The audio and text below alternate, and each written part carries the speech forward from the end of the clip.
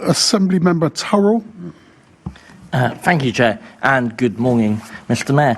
Londoners who don't feel listened to are drivers. In your updated Vision Zero strategy, you flag SUVs particularly as being seen as unsafe. Given that all car models have to undergo rigorous safety checks before they're allowed to be sold in the UK, could I ask what aspects of this testing are you lobbying the government to change? Can I thank the member for his question? So the first Vision Zero, which was published in 2018, has been transformative in reducing the numbers of people killed or seriously injured. The evidence suggests that there have been 250 fewer deaths on our roads because of Vision Zero 1, thousands of fewer people seriously injured. One of the things that I've asked TfL to go and look into is the evidence, which is in relation to the supersized SUVs. The evidence appears to be that if you're hit by a supersized SUV, because of the size of the bonnet and where it hits you, it'll hit your vital organs, or if you're a child, your head, compared to a smaller vehicle. And the evidence suggests that if you're a child and you're hit by a supersized SUV, you're 77% more likely to be killed. And if you're a child under 9, you're 3 times more likely to be killed, 210%. So I've asked TfL to go away and do some detailed analysis in relation to safety impact of supersized SUVs, but also issues in relation to damage to our roads, in relation to congestion, in relation to parking and so forth. So they're going to go away and do their detailed analysis, and I'll see what they say. Thank you for that answer, Mr. Mayor. It's been reported that as part of this you're considering additional charges for SUV drivers. But SUV is a marketing term. Parents I've spoken to have said that it's almost impossible now to get a family car that couldn't be considered an SUV. So do you accept that any additional charges would be nothing more than a family cars tax? I think it's really important to make a number of points in relation to his concerns. Firstly, TfL haven't done the analysis yet. Let them go away and do the analysis, and we'll come back and I'll come back to the Assembly once we know what TfL says. Secondly, he's right to distinguish, which I think he's doing, family-sized cars from what I was talking about, which is supersized SUVs. And I appreciate, particularly if you've got 3-4 kids, sometimes a family-sized car requires you to have what is termed an SUV. There is an additional challenge, by the way. There's no definition of what an SUV is. And so that's one of the reasons why TfL have gone away in relation to looking into this issue. But I can't ignore the evidence about, if you're a child hit by a supersized SUV, you're much more likely to be killed. I can't ignore the evidence that kids under 9 hit by a supersized SUV because it hits their head rather than lower down with like a smaller vehicle are more likely to be killed. That is the evidence, and that's why I've asked TfL to go away and do some detailed research and then come back to me with recommendations.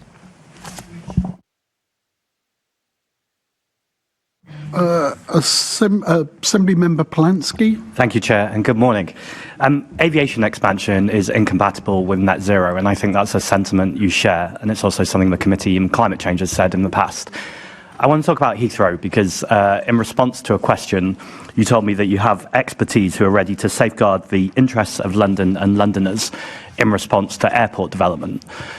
But if it's expanded, it feels a bit too late to respond. And actually, you're the Mayor of London. You've said already this morning you have clear links to the government. I just want to know what conversations are you having with the government, particularly in public, to say that aviation expansion is not welcome in London? Can I thank him for his question and interest in this matter? Look, I've been clear in relation to my position to a third runway at Heathrow, given the significant impacts it will have on the environment and public health, not to mention the implications for already constrained transport networks and what it means for local communities.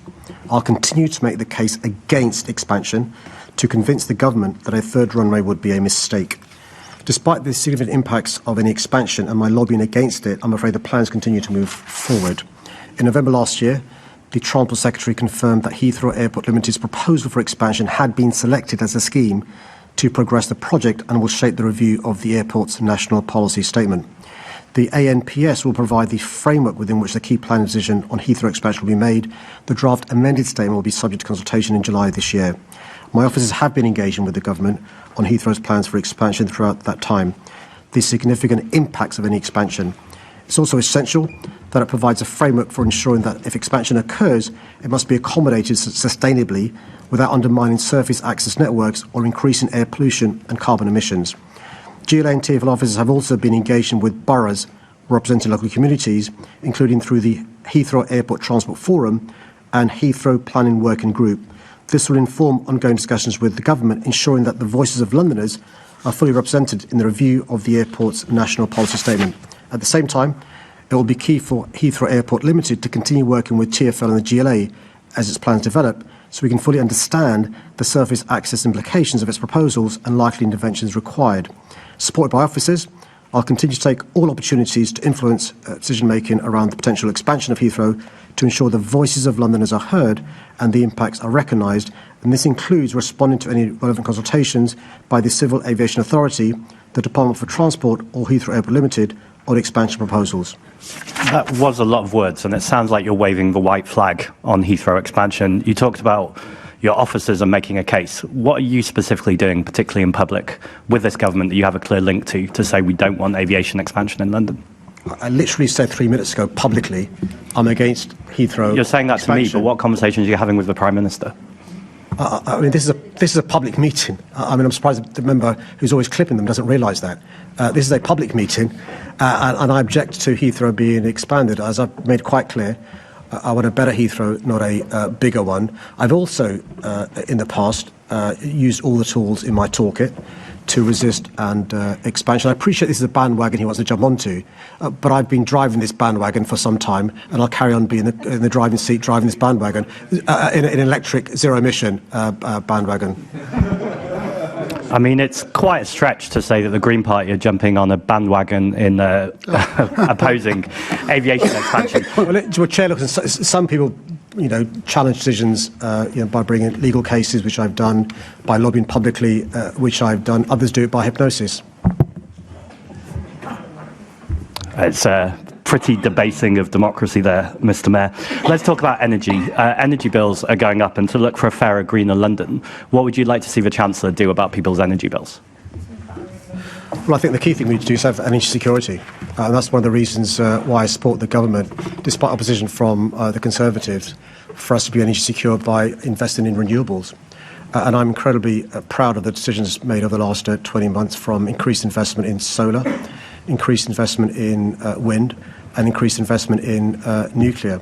We've seen in recent years shockwaves caused in terms of energy prices because of our reliance on fossil fuels. Firstly, with the invasion by Putin in Ukraine, which caused a real shock in terms of energy prices. And secondly, most recently, with President Trump's decision to start a war in Iran, which has caused a big shock in energy prices. When I checked this morning, the price of a barrel of oil was $104, which has an impact in terms of not just energy consumption here, but on cost of living as well. So what we need to do is to encourage President Trump to end the conflict sooner rather than later.